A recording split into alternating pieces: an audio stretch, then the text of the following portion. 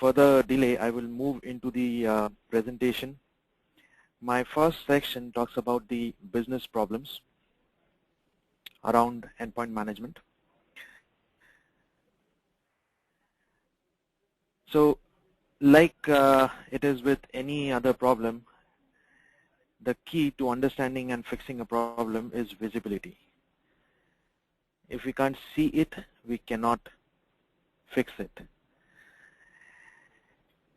When it comes to endpoints, organizations are spread wide across countries, across continents. There may be big organizations which are present all over the world.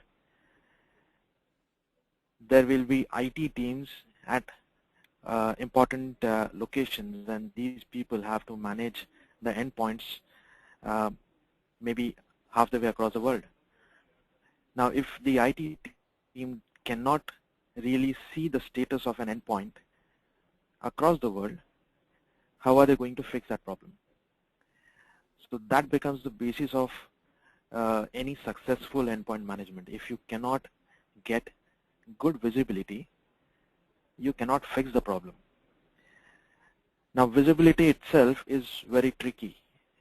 Some people may say that I scanned the network last week, I have visibility.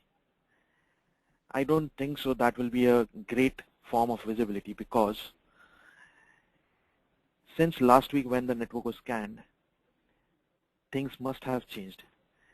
I mean, if I as a user, I keep installing and uninstalling software from my computer on a daily basis probably. And with thousands of desktops across the world, things keep changing. Desktops, laptops, endpoints are really dynamic in nature. And that contributes to the complexity. Visibility of the laptop when it is scanned last week or 10 days ago, the information is already stale. If you can't get an updated information right when you want to take a decision,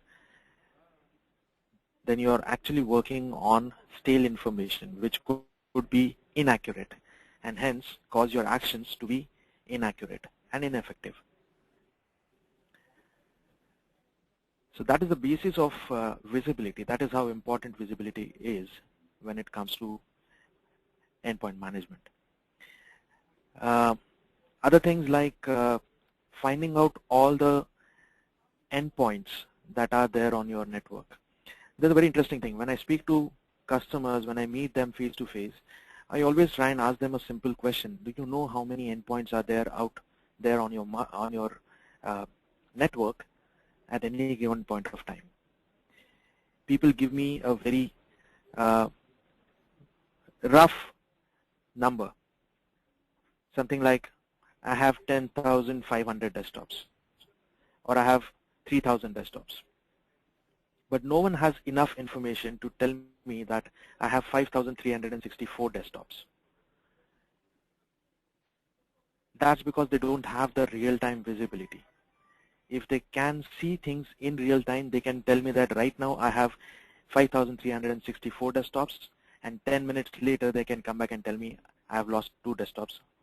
They are not there on the network anymore. That's the kind of real-time visibility. And if you have that kind of visibility, then any actions that you take based on that visibility will be highly accurate. Similar goes for the software and hardware inventory. Softwares can be uninstalled in minutes. Softwares can be installed in minutes by users. If we do a daily scan, still there is 24 hours of time between 2 scans. That means user can install and uninstall softwares within that period. If there's something that can give me all this information right when I need it, right when I want to take an action, that's what helps me. That's what helps me to take those real decisions and make that action very successful. Apart from these things, because things are always changing on the endpoint side, a policy that I pushed some time back may not really fix a problem maybe a day later, because the softwares may have changed. The computer may need different patches now. I installed a new version of MS Office and no patches have been deployed for that. So unless this information keeps coming back to the administrator, he cannot act on it. So that's about the visibility aspect. Moving to the next slide, here I'm talking about the complexities. We all know that there are a huge number of operating systems available as such. However, out of those, that plethora of the operating systems available, there's a very small number of operating systems that are used in organizations. Majority of them being on Windows. However, a lot of them are using many non-Windows platforms. Mac operating systems, Red Hat, SUSE, Fedora. These operating systems are also taking more and more share in the pie. Now, as more and more operating systems are being allowed into an organization in active use, that aspect itself creates a complexity by itself. That means now you need to have more checks in place. That means you need to have to keep track of more operating systems and keep finding out what are the different viruses or what are the different vulnerabilities that are coming out on those operating systems. So the speed, severity, complexity of malware attacks really highly depends on the number of operating systems that you have in your organization.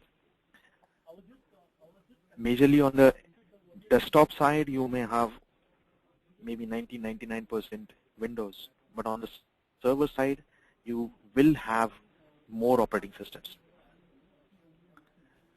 You will have a big variation of different operating systems, and ensuring that each of those operating systems is correctly updated with the required security patches, vulnerabilities are fixed on all those operating systems is very important.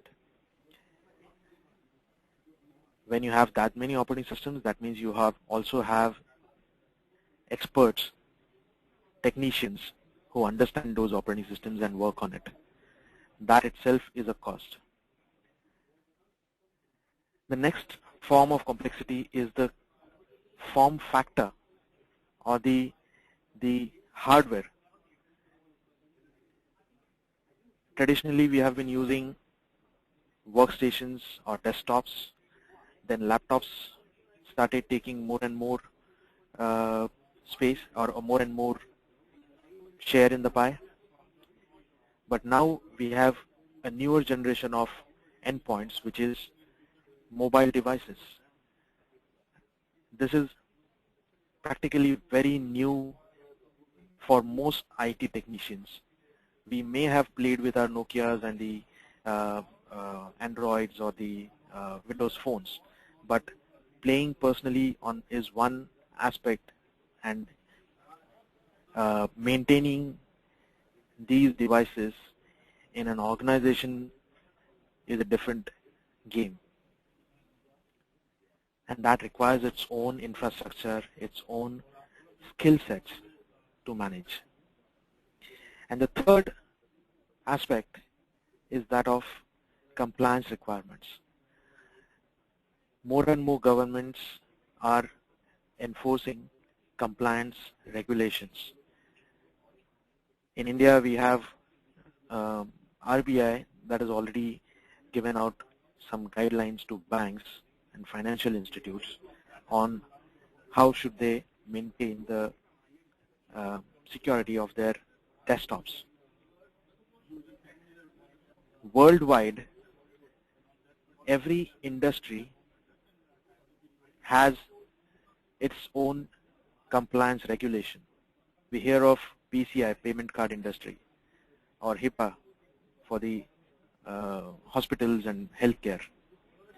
And then there are the generic ones, the SOX or the ISO 27001 and more.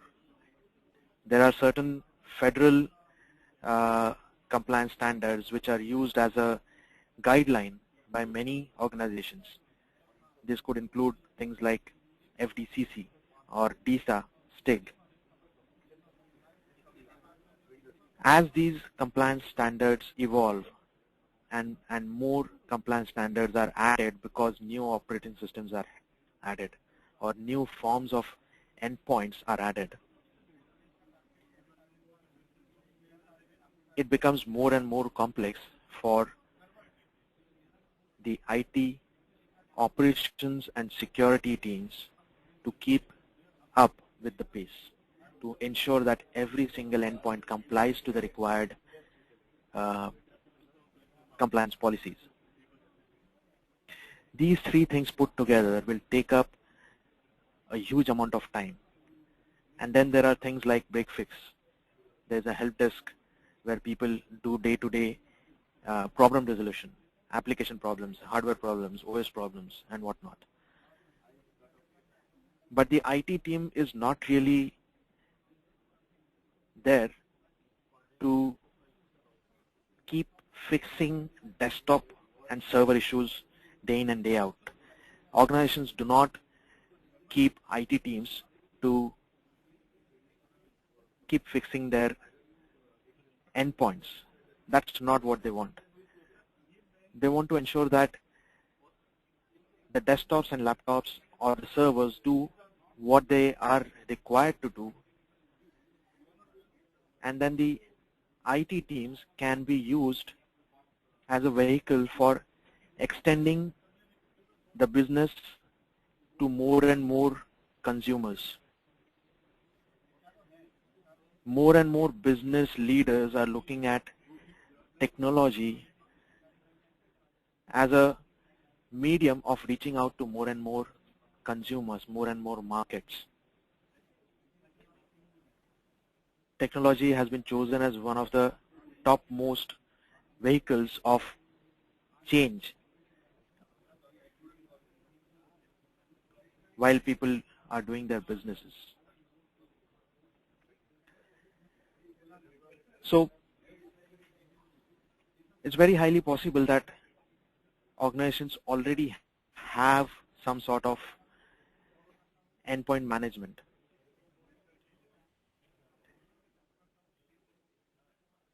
There are many endpoint management tools available on the market. However, we do not see every one of them being highly successful at delivering the promises that are made. This is because most of the times the architecture of those solutions are based on scans. When you want to deploy a patch, you first do a scan to find out what is the inventory of the computer, and then the server picks up the data from the database, and then it will try and compile that data and come back with a result saying that these are the computers that need these patches. And then the administrator would pick up that information and start working on it by deploying the patches that the server says are required on those computers. All this process typically takes days in a large organization. And as I said earlier, when you're already working on data that is even a couple of hours old, things must have changed at the endpoint. And you would have to work repetitively on the same task because the actions fail. Scans by itself are very slow. When you run a scan across a network, you are using the WAN bandwidth. You are going across various network elements or network devices, and then you are trying to connect to a computer remotely and then trying to find out what's the list of patches that are required, or what is the software inventory on that computer. All these things add up to the complexities of that communication. Many a times you do not get the real picture, and whatever you get comes back to you after a long time. And this is a major problem. This is a major problem why people are not able to successfully keep up with the pace of deploying patches or keeping an updated software install on their desktops. Also, the fact that most of the endpoint management systems out there are today a suite of solutions which have been created by collecting multiple products. Many companies, many large companies have acquired other companies, smaller ones, that do some point function, and they have clubbed together all those functions into one solution. However, the integration is typically limited up to making sure that these tools will talk to each other and they will function with each other. But the basic software remains as it is.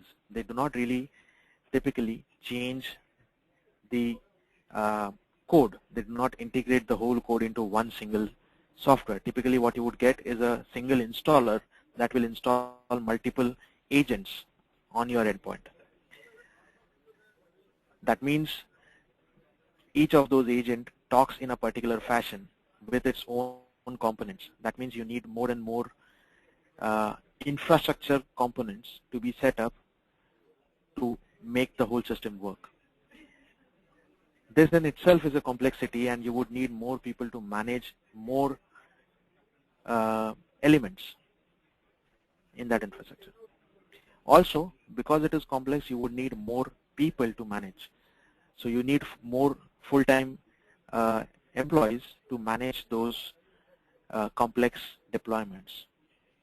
Also, many of those endpoint management systems out there have a very limited OS coverage.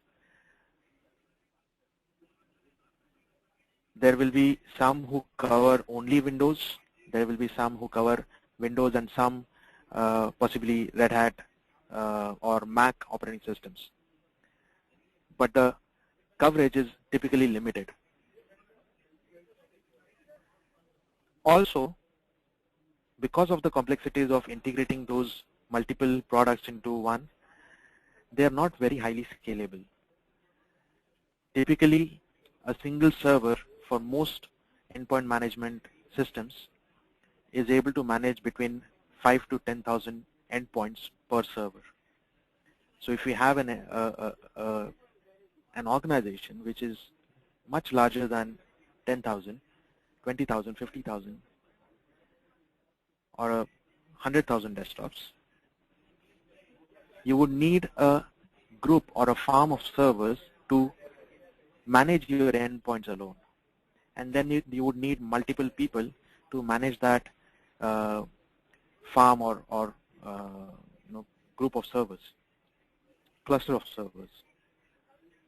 What is the point in employing n number of people to manage those servers which are in turn going to manage those endpoints? Why not simplify the whole thing? A big factor of failure is that most of the endpoint management deployments do not really complete. I have seen so many customers who are using some sort of endpoint management, but they do not have a full coverage of that software across their endpoints. Typically, I see about 60% to 70% coverage of the endpoint management software. Another big thing is that more and more people in our organizations today are mobile. People pick up the laptop and move out of the office quite often. Now, if a user is going to be outside the office, then I have to find out a way of managing him while he is outside the office. I cannot wait until this user comes back into my network and connects his laptop to his network point, and then I will manage him. security of those devices can't wait that long. We have to find a solution that will be internet friendly, which will be able to fix problems while the user is on the go, wherever the user is. He could be in his hotel room, he could be at an airport, or he could be at his home. We do not need, or we do not have to rely on a tool that requires every user to come back to the office so that you can fix this problem. And the last thing is agents that use high amount of resources on an endpoint, making it difficult for the user to perform his business activities on that endpoint. Again, it defeats the whole purpose. If your endpoint management agent is going to use up most of your resources to the extent that it becomes difficult for the user to use the laptop, then the user is not going to accept such an endpoint management tool. He is definitely going to object to it. He is going to be unhappy with it. And eventually, more users will follow suit, and the organization will have to find out another strategy, or else they will have to walk away or remove that endpoint management, because business is more important. So typically these are some